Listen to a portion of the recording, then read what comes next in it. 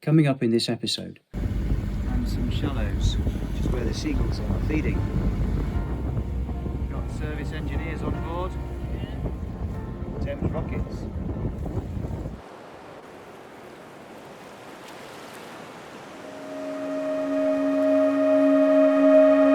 Is it Wednesday? My name is Jonathan. And this is Sheena.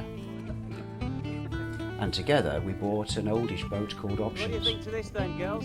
Options is our southerly 115 sailing yacht, and she is taking us to the Mediterranean Sea through France, the long way down. Here's a quick recap of the last episode. Keep close to the red, Right, boys. good. Can you just do? Yes, keep. Switch the VHF off, please.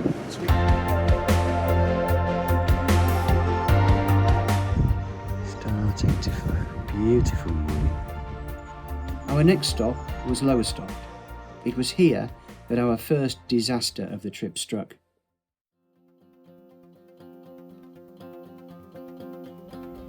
After spending 2 nights in Wells and also after topping up with fuel, our next stop was Lowestoft, to moor up in the Royal Norfolk and Suffolk Yacht Basin.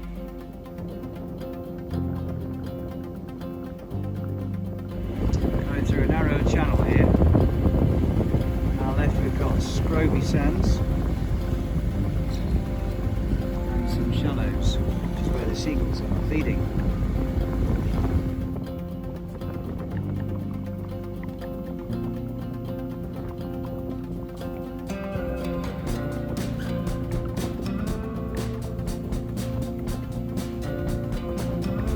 Got service engineers on board. Taking them back. Yeah, he's going a little bit faster than we are.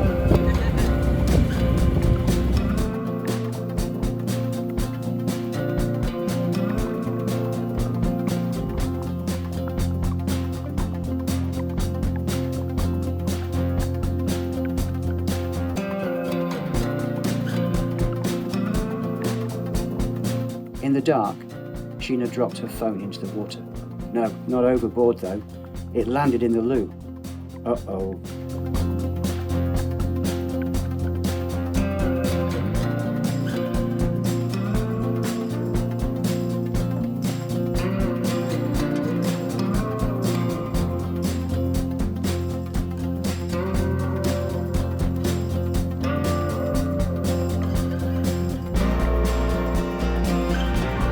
Harwich is a huge commercial port serving the east and southeast of England.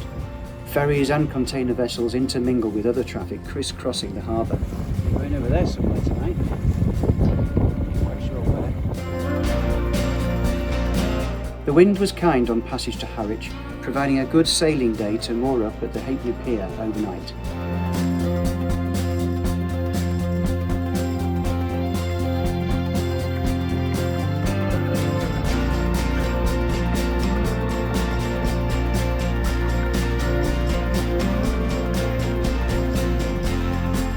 There are no facilities on this quay, but it was free and the local pubs are welcoming.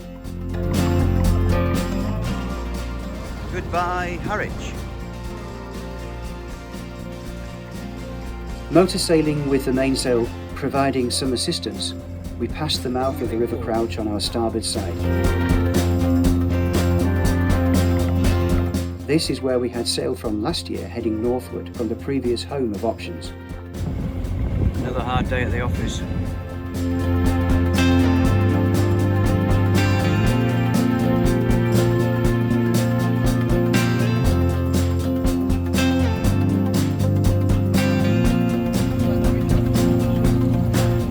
Welcome to Kent.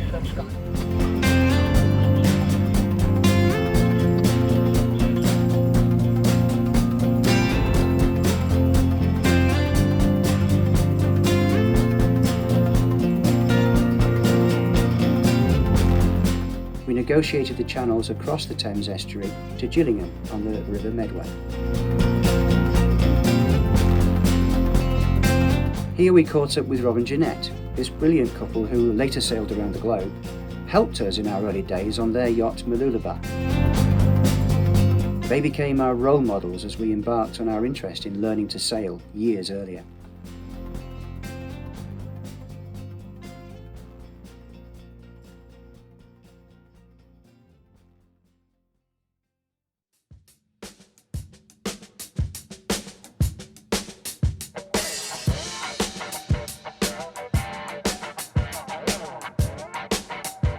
Leaving the River Medway behind us on day 7, the route took us into the centre of London along the River Thames.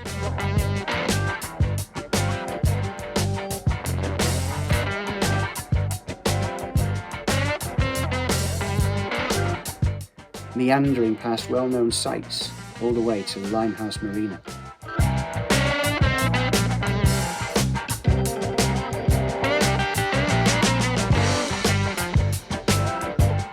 It was so good to experience the big city from its great river, while dodging river taxis, cruises and commercial boats galore.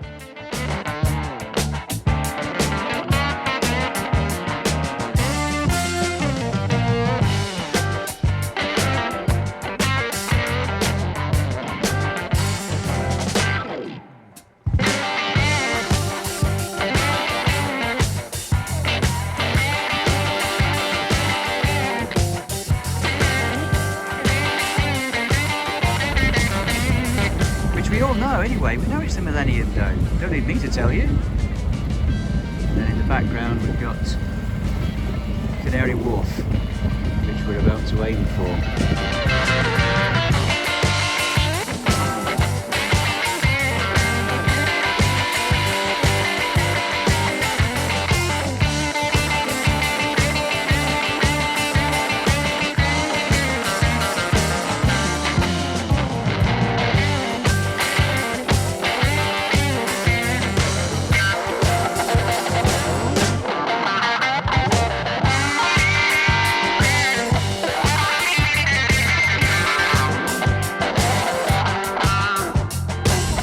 Thames Rockets. The Cruising Association has its headquarters at Limehouse. It is a British organisation providing services, information, help and advice to cruisers around the world, and as members we are able to tap into their huge library of information. Being tossed about a bit, aren't we? Our berth in the marina was almost next door to their building.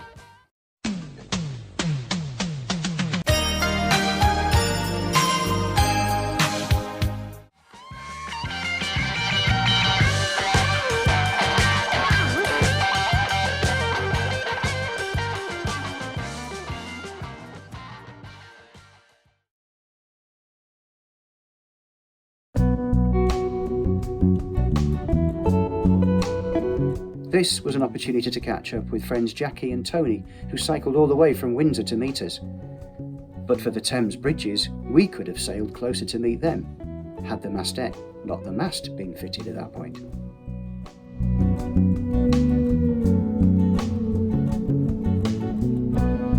Three days later, we left Limehouse Marina and the Cruising Association behind us to retrace our route, with the river current flowing in our favour, back down the Thames, all the way to Queenborough at the Isle of Sheppey.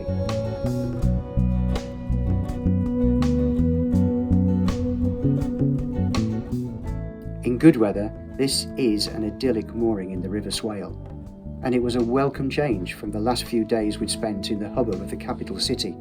Just seen a jellyfish go by. You can actually see what's happening underneath the water in this one. It's not like the Humber, is it? Next stop was Ramsgate, and we left Queenborough at 10 AM to navigate around North Foreland toward the busy English Channel.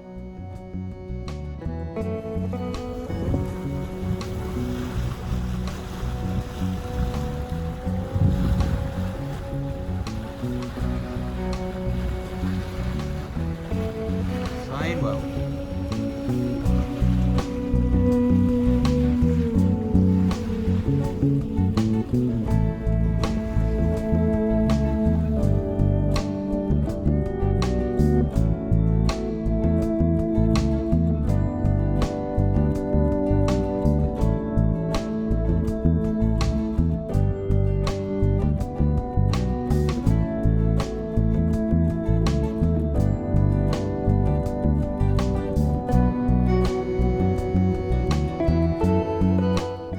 first mooring in Ramsgate Harbour was at the fuel dock to take on 83 litres of diesel, then to our designated berth to take on water and relax with a beer on deck.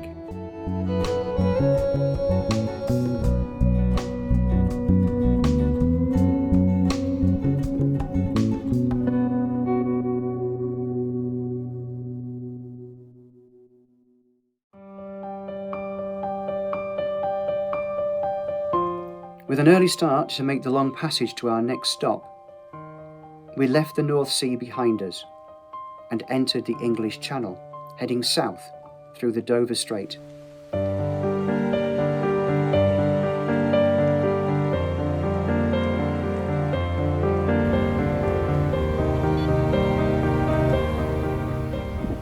No cruising chute on this one, so I'll have to set for a good old goose wing.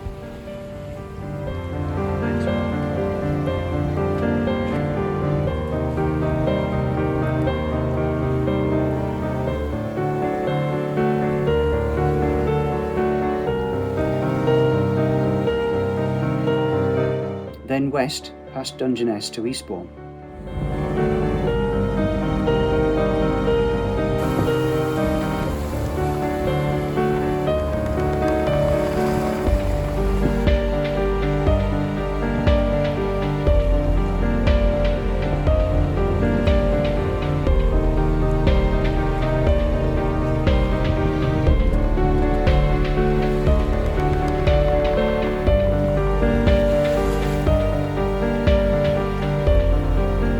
Locking into the Sovereign Harbour after covering over 60 nautical miles, with 5 hours of sailing and 6 hours of motoring.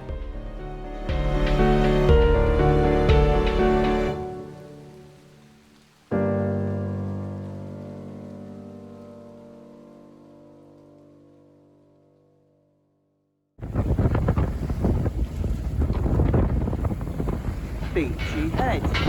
Hello, boys.